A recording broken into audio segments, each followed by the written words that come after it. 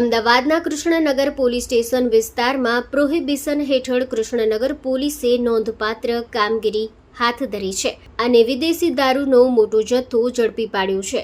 Krishnanagar police inspector VH. Joshi સાહેબના માર્ગદર્શન હેઠળ police sub inspector SM. Thakor તથા સ્ટાફ પેટ્રોલિંગમાં હતા. તે દરમિયાન મળેલી બાતમીના આધારે આદિસ્વર કેનાલ ઉપર જાહેર માર્ગ પર શંકાસ્પદ ફોર્ડ ફિએસ્ટા કારને અટકાવી તપાસ હાથ ધરવામાં આવી હતી. તપાસ દરમિયાન કારમાંથી ભારતીય બનાવટનો વિદેશી દારૂની નાની મોટી કુલ 839 બોટલો મળી આવી હતી, જેની કિંમત ₹2,71,165 હોવાનું જાણવા મળ્યું હતું. ઉપરાંત એક ફોર વ્હીલર કાર જેની કિંમત ₹2 લાખ, 2 મોબાઈલ ફોન કિંમત ₹20,000 સહિત કુલ ₹4,91,165નો મુદ્દામાલ પોલીસે કબજે કર્યો હતો.